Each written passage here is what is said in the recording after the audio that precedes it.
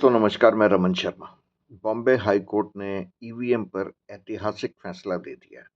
16-17 अप्रैल को ईवीएम की जांच होगी।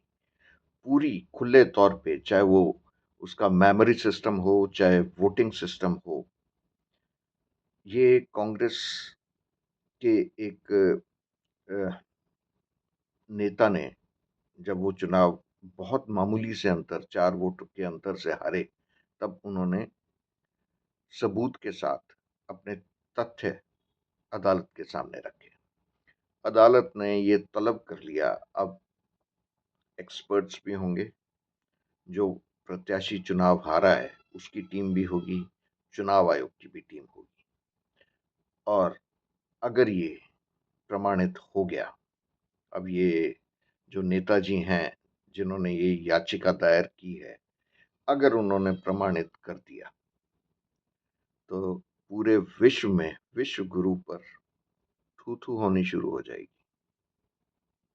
फिर तो ये मामला ही साफ हो जाएगा कि मोदी चुनाव कैसे जीतता है। यानी चुनाव जीतने के अधरंगी तरीके सब खुल जाएंगे।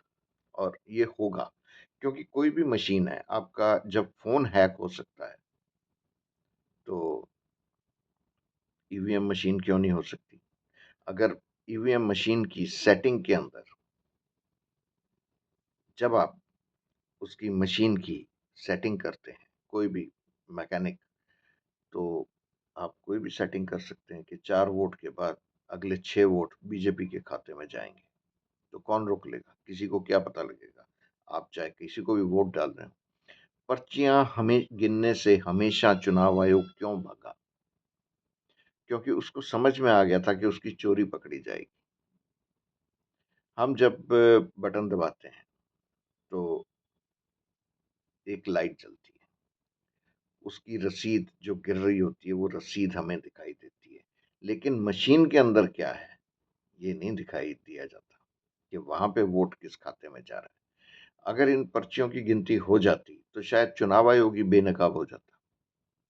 जब मशीन पड़े वोट और मिले वोट उनमें अंतर कर सकती है, तो ये तो बहुत छोटी सी बात है। यानी हर तरीके से चुनाव आयोग की मिट्टी पलीद होने की पूरी संभावना है।